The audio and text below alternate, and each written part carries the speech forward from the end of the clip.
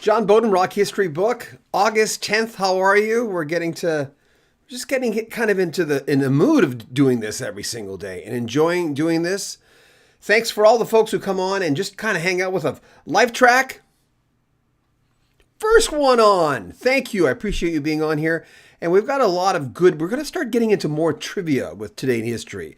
So when we get like a birthday or something going on, what we'll do is we'll kind of go with it a little bit and maybe tell you a little bit more about the band, hence the title of this one, which I think some of you might have figured out already. But anyway, happy birthday if it's your birthday. If you know someone whose birthday is August 10th, put this on their timeline. They, I'm sure, will appreciate it. John Beaudin here. Okay, every member of this classic 70s band, the classic lineup of this 70s band, they're all dead except one person. We'll get to this in a second. Birthdays for Ian Anderson of Jethro Tull, Peter Beckett of Player. I've interviewed both those guys. You know, Ian Anderson's a little more serious. Peter Beckett's just a fun-loving, just devil-may-care kind of guy. He was always the best-looking guy in that band. From Player, Baby Come Back. Bryan Adams hits number one with Reckless, one of his biggest albums. And there was more tragedy. It was tragedy for Neil Peart of Rush. So, thanks for coming on with me. Born on this day, 1940, Bobby Hatfield, singer for the Righteous Brothers. You've lost that lovin' feeling. Unchained Melody. He died on November 5th, 2003. What a duo they were when you consider the amount of music they put together. It's insane.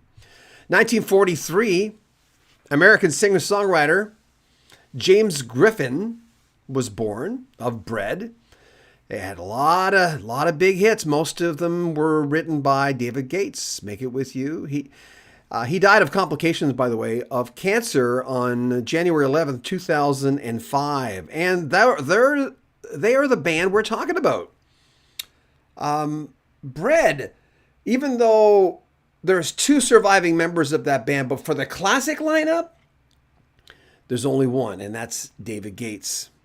So we're gonna hit the ground running do a little Bread things, and there they are. I mean, they're known for most people from the David Gates songs. You know, the squishy, nice, mushy songs from David Gates, and I love them all. But when you listen to their greatest hits, you'll get one side that's David Gates hits, and the other side, which are like Beatle-esque kind of songs from the band, and that's kind of cool. Drummer Mike Botts died in 2005. Larry Knechtel, who played keys and bass, died in 2009. Here he is with George Harrison. His birthday, he just had a birthday, August 4th, so Larry passed away. And there's the only remaining member from the classic lineup is David Gates, who sang, as I mentioned, and wrote most of the big hits. And there's the other surviving member, Rob Royer. He was only with them from 68 to 71. And he was with them when they had the hit Make It With You. But like I said, most of the hits were written by, David Gates. And there they are, with Larry Knechtel in the back there, the blonde guy.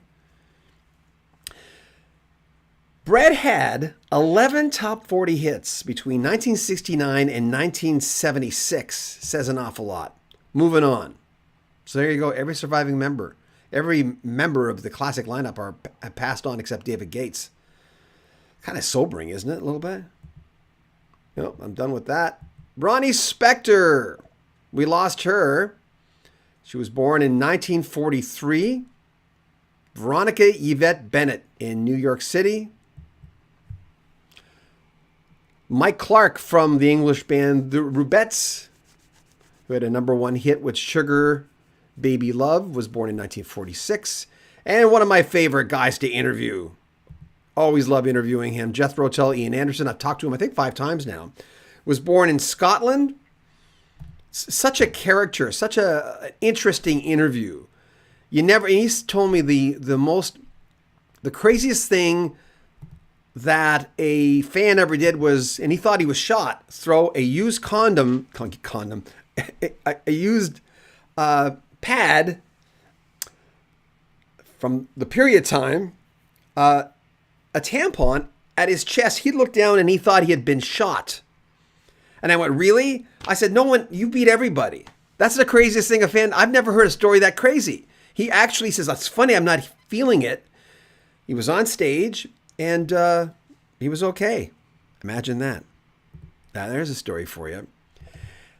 English musician, lead singer of, they had a few singers in that band, of Player, Baby Come Back, was born on this day. I noticed that his wife had posted something today. He said, a Dodge Ram, he told me, he had a lot of fancy cars throughout the 70s, but a Dodge Ram is still one of his favorite cars of all time. There she is, R&B songstress Patty Austin. She turned 72 today. Remember her and James Ingram, Baby Come to Me? But Patty Austin's an amazing, amazing artist. What a voice. In 1949, Andy Croswell Davis from the Corgis. Remember, everybody's got to learn sometime. I can't sing. It's not my fault. I just can't. 1959, Mark Price, drummer for All About Eve, who had a number 10 single, Martha's Harbor. And 1961, John Ferris, drummer for the Australian band Need You Tonight. They had a lot of hits, man. A lot of hits. From the band In Excess, was born. We also lost some people on this day. Ed Roberts from Ruby and the Romantics dies of cancer at 57. Hold on. I'm just learning to deal with these buttons here. Isaac Hayes passed away on this date. In 2008, he was 65 years old. What? To see Isaac Hayes in concert, and Isaac would always, of course, take a song and make it his own by making a 3-minute song, a 25-minute song. He had this kind of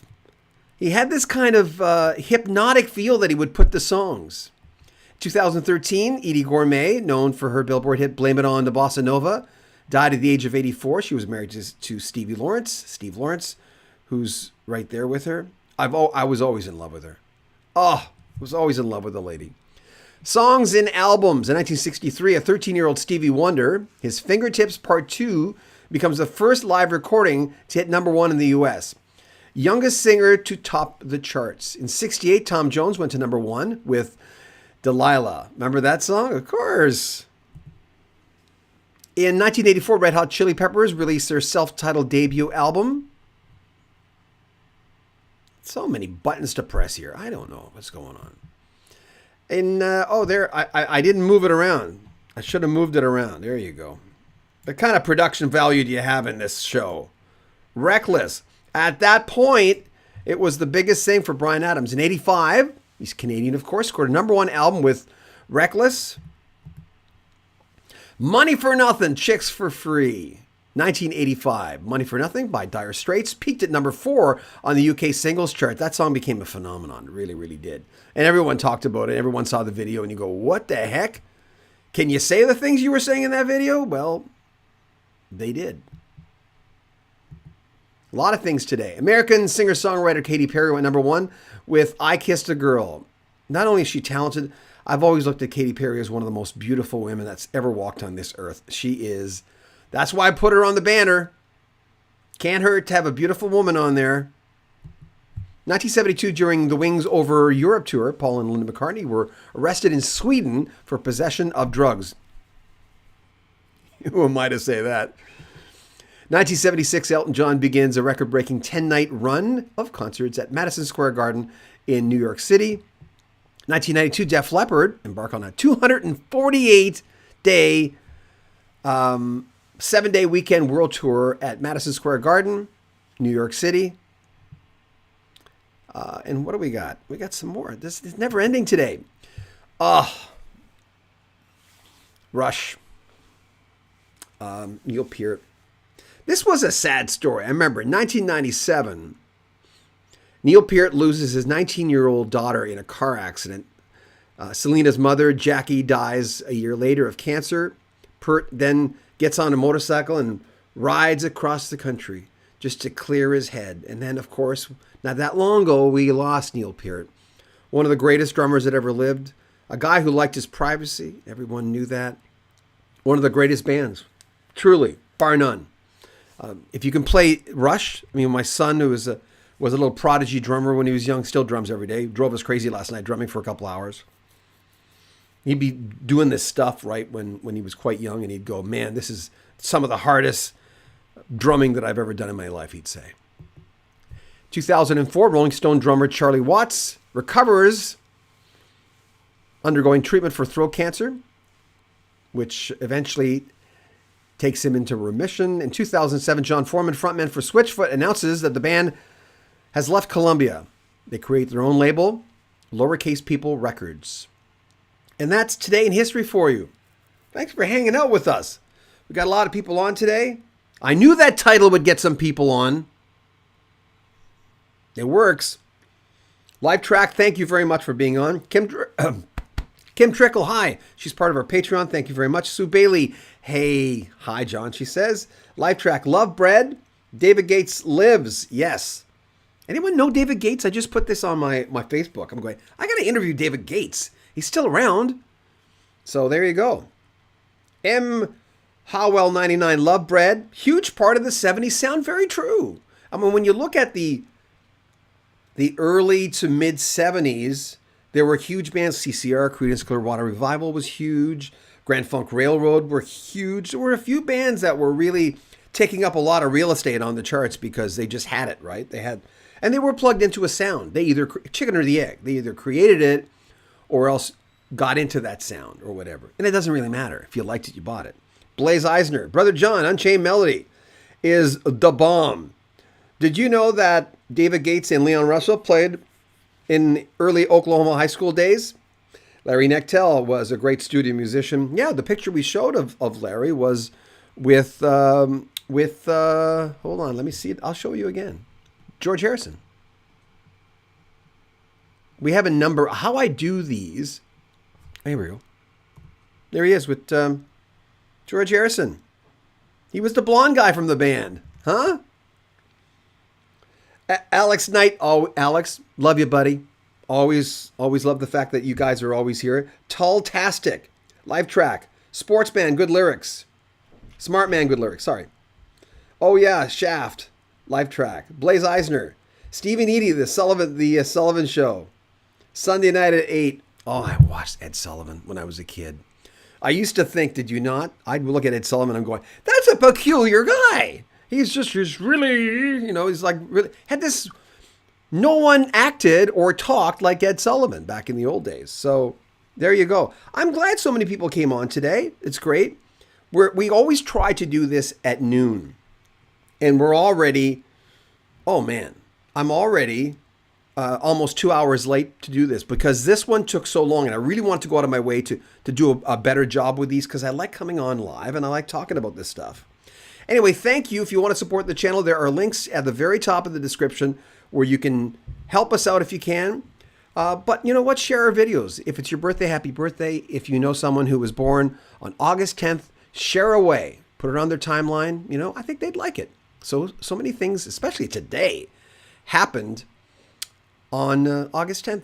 Take good care of yourself. I don't see any more comments. Please like the video.